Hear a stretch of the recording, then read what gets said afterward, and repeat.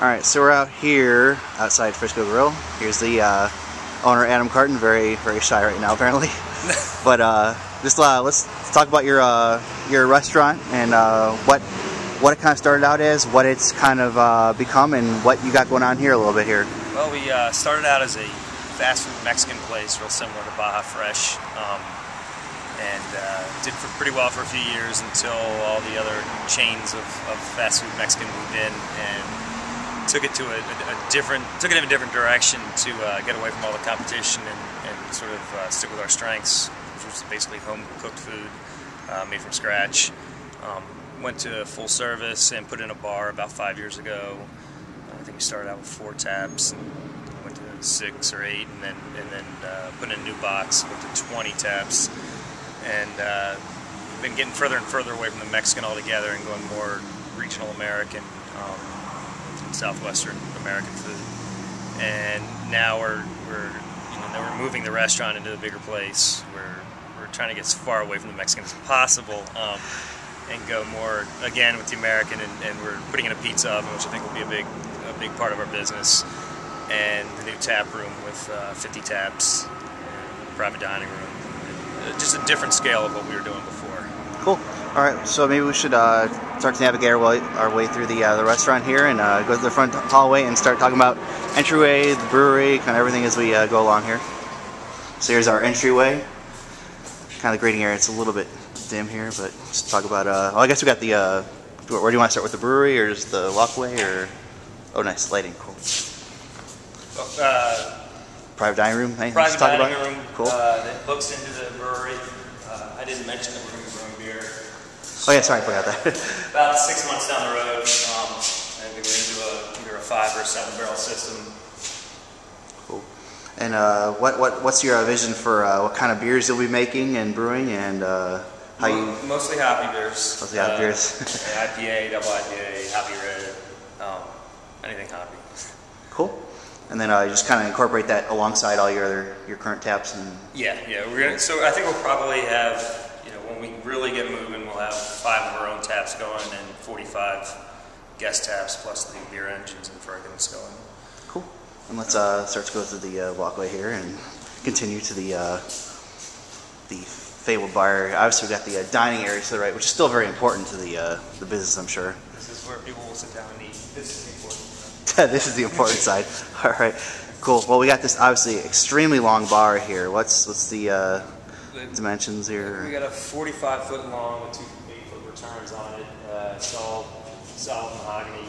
I think it should seat roughly 30 people, 35 people at the bar itself. Yeah, it's kind of eyeballing. It looked like it was about 3 times the size of the the current place. The whole place. The bar. The bar right? itself is seating wise. I think it's about 3 times as much. 3 times, cool.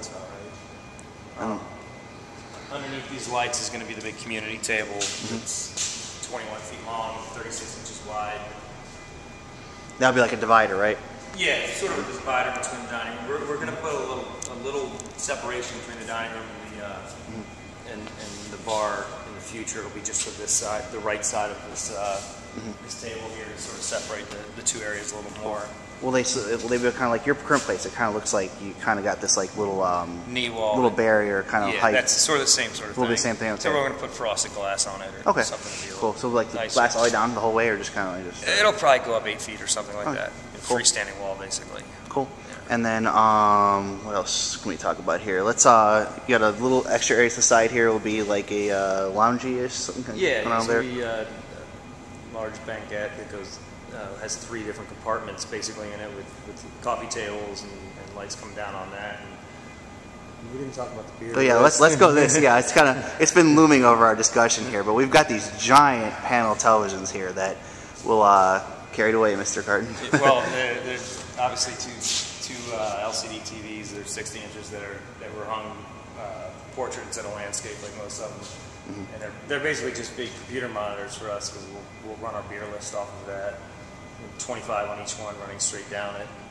That'll be excellent. Yeah, the dining area should have no problem seeing those. I assume with the dimensions here. I think this, you should be able to see the beer list from just about anywhere, and if you can't, you're gonna have to get up and walk over to it, because 4 BDs. I think this is the only one we're gonna have. Well, that's cool. And maybe let's walk to the kitchen because you talked about the pizza ovens and stuff. That sounds kind of intriguing. Talking about just what will you be retaining? I know you're saying you're moving away from as much as possible the Mexican side of the cuisine, but I mean, you're retaining some of your the majority of our menu is going to stay. We're phasing out a couple of things like enchiladas. Taquitos and going to go with something different in place of them. The pizza oven is it's pretty high capacity. I don't think we'll ever be able to use it the way it needs to be. What would you say it was? Like you can do 400 pizzas an hour or something? Something like that, yeah. That's absurd. Well, that'll be fun. Hopefully, I mean, you talk about pizza and beer being kind of like the great combination of all time. Yeah, it's hopefully. A good alternative. I mean, again, we do mostly healthy, made from scratch food here, and a lot of people come in and they don't want that. They want something different. So that's going to be all alternative. Well, you've got a very interesting, I think, interpretation of food. I've been really enjoyed kind of eating at Frisco. I guess you've got kind of your fingerprints all over everything on the menu. So I mean, what can we kind of expect with even something like your pizzas? Like what are you looking at? What are you talking about? Or you haven't got that far? You're so busy with this. Yeah, that I haven't even had. All I know is it's going to be pizza. And I'm sure it'll be cool. We'll probably have some pretty different stuff on there. But so right now we're going to concentrate on we're going to be making our dough from scratch, and we got to get the recipes together for that and making our own sauce, and then from there we'll start really getting creative with the toppings and that sort of stuff. And we should probably continue with your walk-in here. I guess discuss the beer program. It's pretty amazing. I think it's going to be kind of just another great. You're already a great beer bar. I mean, we're on beer bar in Maryland, already. But I mean, this kind of ups the ante a little bit. What you're kind of looking to do. Yeah, and the part of the problem we had in our old place is our walk-in box is the size of like a glorified closet with 40 kegs stacked 3 high and all over the place. Yeah, so it's a little bit bigger than that this time. Now we'll be able to get probably 200 kegs in here without doing any kind of crazy jigsaw puzzle work. And how much? What do you think your bottle program is going to be like? You thought about that at all? Or? We're gonna revamp what we have.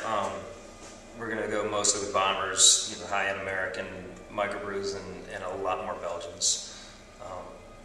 It's not something we've specialized in the past, but I figure if we're gonna have the bottles, we might as well sell them. Nobody really wants to buy, even if we have great bombers of American beers. If we've got them on draft, why drink them? So, and we're not going to have a tremendous amount of Belgians on draft. We might have between 5 and 10 all the time, but it'd be nice to have a nice selection of Belgian beers to complement the dinner. Cool. And just kind of wrapping up, talk about any other kind of notes or kind of interesting things you've kind of had in your mind for the place or the beer program or anything like that. Just kind of.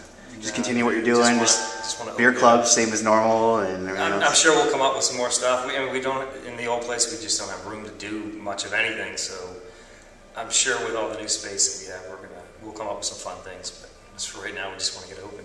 I hear you. And then finally, one last thing is because I think I've been confused on this. You're moving out of your current place by end of November, and then hopefully this opens sometime early December-ish. Yeah, we'll probably be closed down for a couple of days. At best, it'll be 1 day, the most a week. Okay. So it's getting real close here. You're talking 2 weeks, and it's showtime. It's possible we'll be open before Thanksgiving. But that'd be incredible. Hopefully we can get this on there, and it'll look a lot different, I'm sure, already. Just between now and it looks different every day. That's cool. I mean, it looks gorgeous, and I just the color scheme. There's a lot of personal touches obviously go into that we aren't seeing right now, and hopefully when the grand unveiling comes in, it'll just be a lovely thing that you've kind of done like with your current place. So hopefully. Thank you for your time, Mr. Carton. Thank you. I appreciate it. Cheers.